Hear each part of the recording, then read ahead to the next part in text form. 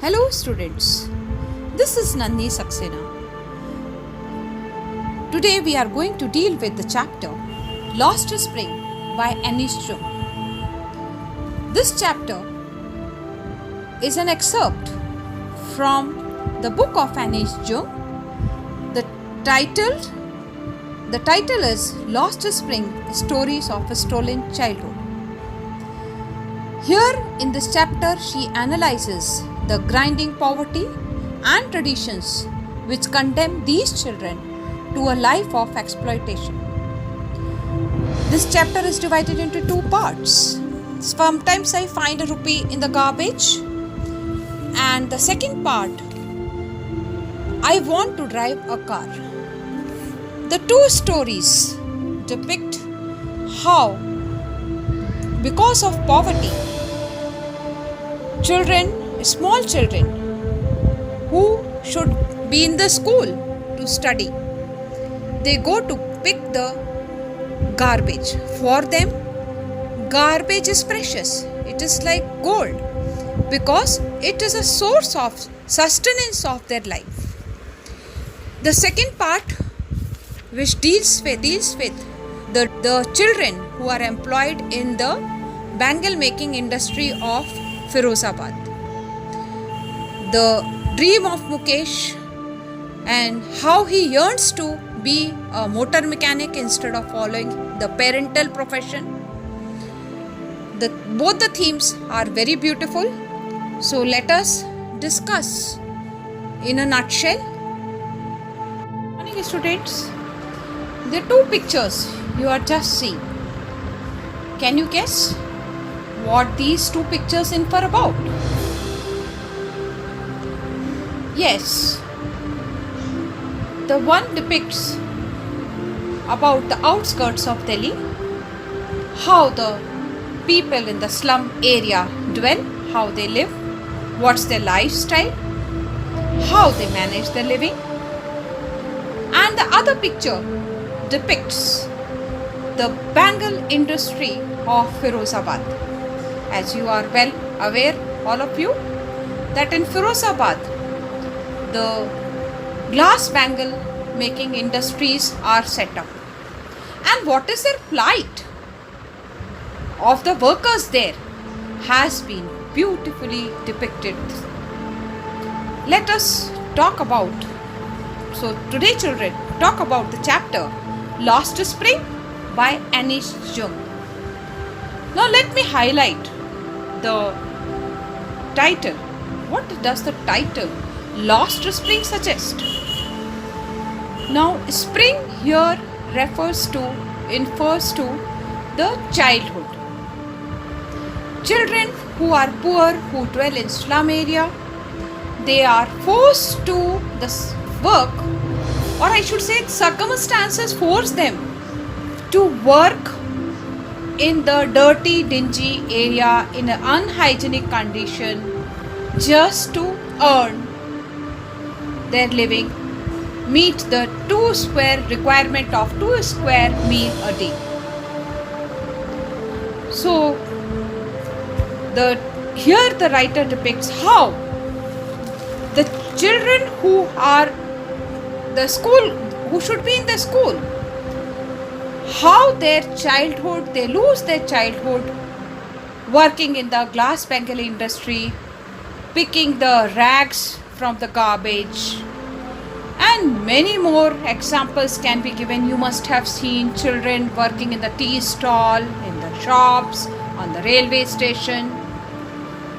So here, therefore the title Lost Spring by Anish Jung. Now this chapter Lost Spring is written by Anish Jung, which revolves around the pitiable condition of the poor children who work in the slums and work hard in a very dirty condition. The story is divided into two parts. The first part tells the writer's impression about the life of the poor rag pickers who have migrated from Bangladesh but now settled in Simapuri area of Delhi. As far as the second part is concerned, if I talk about the second part, you all must be knowing Firozabad. You must have heard about Firozabad. Yes, the writer narrates about Firozabad, the miserable life of the bangle makers in the town of Firozabad. Now the story goes like this. The writer watches a boy named Sahib every morning in the neighborhood, and the boy looks for some coins and other things in the garbage heaps. The writer talks to the boy one day. He comes to know that these people had migrated from Bangladesh. Their fields and homes were swept away by the storm. They had nothing to eat. They came to the big city and started living there. So, how the story goes, let me elaborate. The writer asked Sahib to go to school, and Sahib replies that there was no school in the neighborhood. There were a number of rag pickers like Sahib. And after a few months, the narrator was able to recognize each of them, and she knew that they were barefooted boys. Why they were barefooted? Because they wanted to give it as an excuse to conceal their poverty. Sahib tells the writer that for children, garbage becomes something wrapped in wonders. For the elders, it is a means of survival. That is why in the chapter we will read garbage to them is gold, because it is the means of survival for them. So the story goes like this. One winter morning, the writer sees Sahib watching a game of tennis.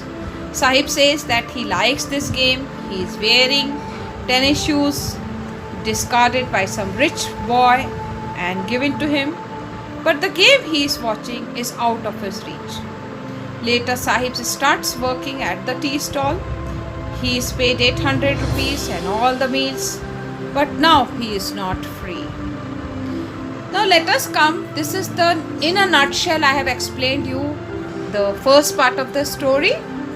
As we will read, you will come to know more about the points, the idea, how the story goes. The second part, the writer met a boy called Mukesh. The boy stays in Firozabad and belongs to a family of bangle makers. All other families in Firozabad are engaged in making bangles, and in Firozabad about 20,000 children work in the glass furnace of Firozabad. They have to work in very unhygienic condition. Mukesh one day offers to take the narrator to his home. As the writer visits the home, he finds that it is a half-built shack and the signs of poverty are very much visible. Mukesh's grandmother regards it as their destiny. She says that they were born in the caste of bangle makers and have seen nothing but bangles in their life. Now, the second, another turn in the story is the writer. After this, the writer sees a girl named Savita in a hutment. She says that she has not enjoyed even one full meal all her life. The writer says that the cry of poverty rings in every home in Firozabad. These poor people are exploited by sahukars, policemen, middlemen, bureaucrats, and politicians. The writer feels happy that Mukesh had decided to go to a garage and learn the job of a motor mechanic so that he could be his own master. So here these are the two short stories in this chapter, Lost Spring. Both the stories, the story of the bangle maker as well as the story of the rag pickers, it is similar, parallel to some extent, which depicts the theme how children who should be in the school, and their education and development of personality, their bringing and brought up, their all round development of their personality should be taken care of. Because of the this thing unwanted situation, they are engaged in the task or different type of task, and engaging themselves in all these tasks, they lose their childhood. Their childhood is gone. As children, we hear a lot about child labor nowadays. The government has banned, but still, at many places, you must have seen children who should be in the school at the age of 6, 8, or 10, or 15. They work here, they are employed here and there. And the main reason behind this is poverty. The family poverty forced them to engage themselves, work in such menial jobs, unhygienic condition, such tasks.